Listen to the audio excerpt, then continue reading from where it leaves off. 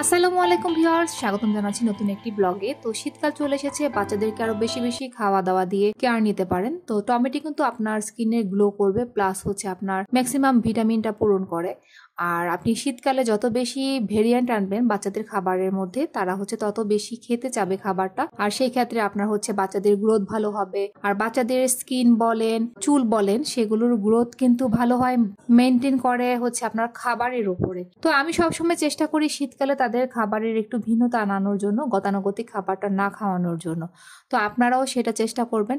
একদিকে হচ্ছে রান্না করার প্রস্তুতি চলছে, অন্যদিকে হচ্ছে রাদোয়া তার বাবার সাথে সবজিগুলো ঘুচাচ্ছে।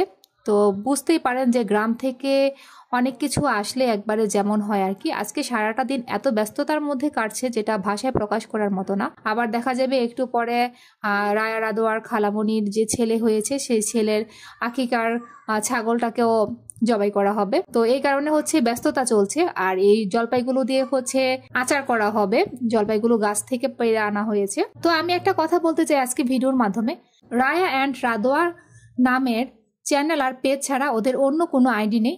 সো আপনারা যদি অন্য কোনো রায়া অ্যান্ড রাদোয়া নামে আইডি দেখে থাকেন, সেটা রায়া রাদোয়ার আইডি না। এটুকু হচ্ছে আপনাদের ভিডিওর মাধ্যমে জানিয়ে দিলাম। তো বন্ধুরা দেখুন, আপনারা কিন্তু সবসময় রায়া রাদোয়াকে হচ্ছে কমেন্ট করেন, সুন্দর সুন্দর উপদেশ দেন। তো সেজন্য আপনাদেরকে আন্তরিক অভিনন্দন জানাই। আর কিছু কিছু মানুষ আছে যারা হচ্ছে অপরের দোষ ধরতে, অপরের ভুল ধরতে, প্লাস হচ্ছে অপরকে হচ্ছে বিভিন্ন ধরনের আর দেখা যায় যে বাজে মন্তব্য করতে খুব পছন্দ করে। তো তাদেরকেও স্বাগতম জানাচ্ছি, কারণ তারা বাজে হলেও একটা ধরনের মন্তব্য করেছে। তবে এ ধরনের কাজ থেকে বিরত থাকা উচিত। তো আপনারা হচ্ছে সবসময় চেষ্টা করবেন বাচ্চাদেরকে পাকা কমলা ফল খাওয়ানোর জন্য, যেমন পেঁপে খাওয়াতে পারেন, এখন পেঁপের সিজন চলছে। আর এতে করে কিন্তু আপনাদের চুলের সুন্দর শাইনি চলে আসবে। তো বন্ধুরা, আপনারা কিন্তু শুধু যে পণ্য দিয়ে বাচ্চাদের যত্ন করবেন তা কিন্তু না, আপনারা চেষ্টা করবেন পণ্যের পাশাপাশি হচ্ছে বাচ্চাদের খাওয়া দাওয়াটা মেনটেন করে যত্ন নেওয়ার জন্য। তো যে সমস্ত আপুরা হচ্ছে বারবার আমাকে কমেন্ট করেন, আপু তাড়াতাড়ি চুল বড় হবে কি করলে, আমি সবসময় সেই আপুদেরকে বলবো আপনারা পণ্যের পাশাপাশি অবশ্যই খাবারটা মেনটেন করবেন, যে খাবারের কারণে আপনাদের চুলের গ্রোথ বাড়বে, প্লাস তাড়াতাড়ি চুলটা চেঞ্জ হয়ে যাবে। তো এর কিছুক্ষণ পরে হচ্ছে আমাদের আকিকার খাসিটা জবাই করা হয়েছিল, আর সেখানে হচ্ছে সবকিছু রেডি করা হচ্ছিল। দেখা গিয়েছে ম্যাক্সিমামটুকু হচ্ছে এতিমখানায় দান করে দেওয়া হয়েছিল, আর পারিবারিকভাবে খাওয়ার জন্য কিছুটা রাখা হয়েছিল।